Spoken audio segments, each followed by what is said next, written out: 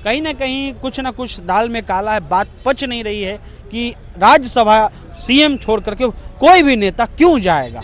लेकिन नीतीश जी की जो पॉलिटिकल क्रेडिबिलिटी है उस पर भी कई सवाल उठते आए हैं। 2 बार आपको पता है कि लालू जी ने उनको मदद किया, लेकिन दोनों बार वो छोड़ करके चले गए। और तेजस्वी यादव क्यों मदद करेंगे?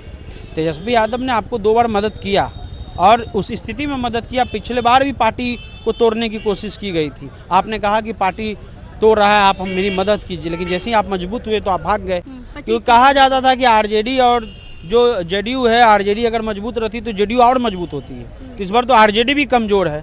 तो इस बार आरजेडी चाह करके भी बहुत, हालांकि जो आंकड़ा आ रहा है जोड़ दिया जाए तो 126 का आंकड़ा है, 122 पे ही सरकार बनेगी, 4 ज़्यादा है। लेकिन इसकी नौबत नहीं आने दी जाएगी, क्योंकि पूरी तरह से ऐसा सेट किया गया है कि आप जो जंजीर है उसको छुड़ा नहीं सकते। इस बार ये हमको लगता है कि शायद नीतीश जी व्यक्तिगत रूप से, राजनीतिक रूप से उनका जो है एक तरह से जो कल्चर चला आ रहा है, शायद उसकी समाप्ति है। अब निशान जी उसको कितना कर पाएंगे ये तो वक्त बताएगा। बिहार विधानसभा के बाहर हमारी मौजूदगी है। गृह मंत्री अमित शाह के साथ नीतीश कुमार जो है अभी नामांकन करने के लिए अंदर गए हुए हैं। हमारे साथ सीनियर जर्नलिस्ट हैं सनी जी, इनसे बातचीत करेंगे। बिहार में आखिर ये क्या हो रहा है? अचानक से ऐसा क्या हो गया कि नीतीश जी को राज्यसभा जाना पड़ रहा है?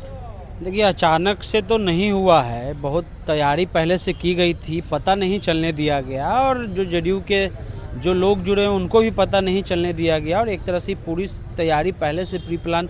बीते दिन जब वो सम्राट अमित शाह सीमांचल आए थे तो उस दिन कई लोगों की मीटिंग हुई थी और उस मीटिंग में कई महत्वपूर्ण लोग उपस्थित थे, उसमें आला अधिकारी भी उपस्थित थे। और आपको पता है कि अभी की भी जो सरकार नीतीश जी की चल रही थी उसमें आला अधिकारी की अहम भूमिका थी और ये आला अधिकारी की ही ज़्यादातर सरकार इसको कही जाती थी। तो वैसे लोगों को भी मैनेज किया गया जो अधिकारी थे और वैसे लोगों को मैनेज किया गया जो नीतीश कुमार के आसपास थे। आपको भी पता है कि नीतीश कुमार के आसपास जो उनके पुराने लोग हैं वो बहुत कम लोग हैं और जो लोग कुछ भी बोलते हैं तो उनको हटा दिया जाता है। केसी त्यागी उदाहरण है।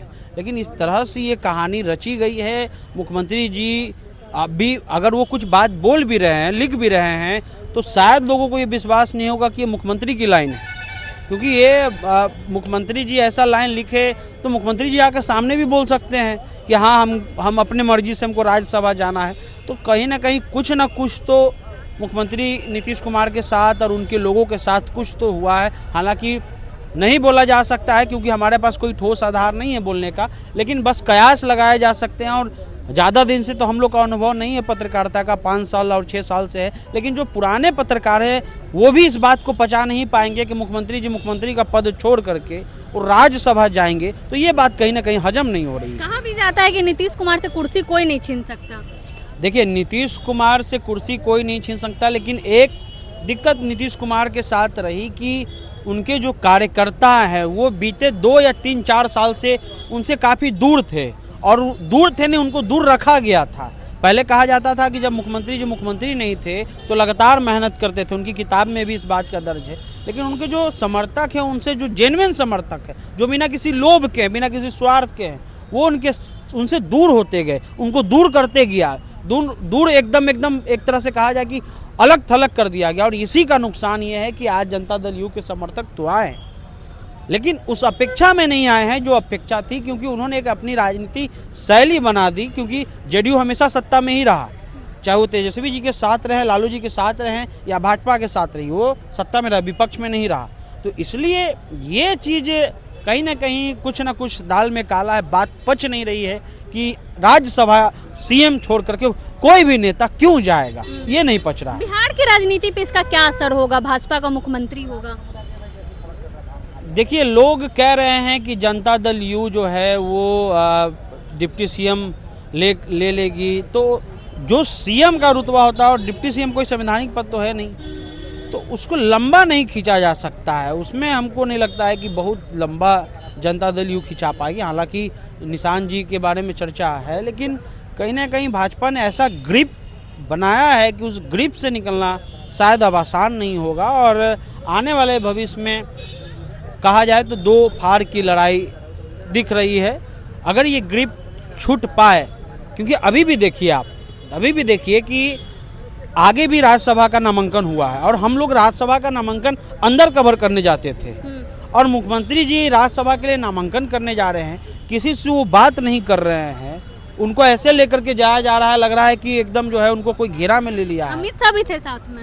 ये समझ में नहीं आ रहा है, समझ से परे है। हम लोग कई पिछले बार संजय यादव का नामांकन था, एक और एमपी है उनका नामांकन था, सब लोग के नामांकन में हम लोग जा करके इंटरव्यू किए हैं, बात किए हैं, बाइट ली है, लेकिन इस बार यहाँ रोक दिया गया, मीडिया बैन है, मीडिया बैन कर दिया गया। तो ये बातें पच नहीं रही हैं।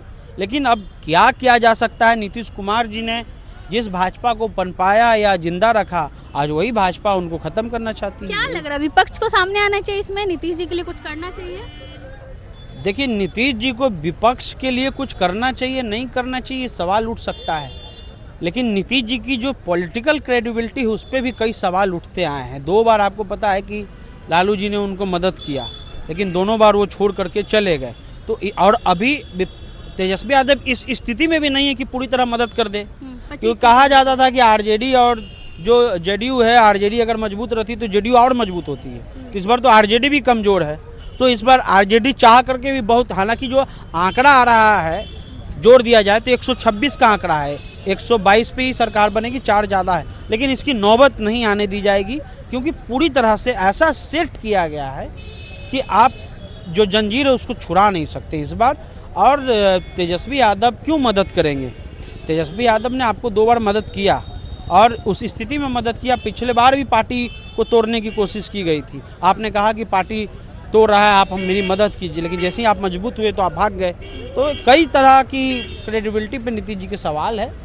ये हमको लगता है कि शायद नीतीश जी व्यक्तिगत रूप से, राजनीतिक रूप से उनका जो है एक तरह से जो कल्चर चला आ रहा है, शायद उसकी समाप्ति है। अब निशान जी उसको कितना कर पाएंगे ये तो वक्त बताएगा। तो कहना चाह नीतीश युग की यहाँ पे अब अंत होती है।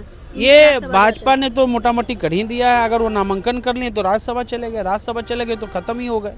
अब निशान जी के ऊपर है कि उसको कितना यूटिलाइज कर पाते हैं या चला पाते हैं, लेकिन फिलहाल उनके पॉइंट पर तो फुल स्टॉप लग गया है। नीतीश जी सीएम नहीं रहेंगे अगर वो नामांकन कवर कर रहे हैं। कार्यकर्ताओं का कहना है जेडीयू के कि रोका जा रहा है, उनके लोगों को आने नहीं दिया जा रहा है, बैरिकेटिंग कर दी गई है, सीएम से नहीं मिलने दिया जा रहा है। इन खबरों में कितनी सच्चाई है? नहीं है ही सच्चाई। आप इधर से एक अन्य मार्ग की तरफ जाइए, आप नहीं जा पाइएगा, आप उधर से जाइए, नहीं जा पाइएगा, आप विधानसभा में जाना चाहिए, नहीं जा पाइएगा, आप कहीं नहीं जा पाइएगा।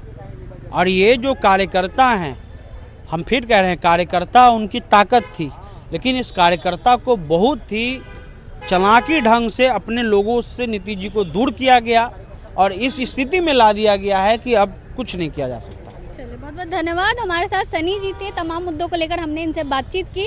बाकी पूरी बातचीत को लेकर आप क्या सोचते हैं, अपनी राय कमेंट बॉक्स में जरूर दें। धन्यवाद।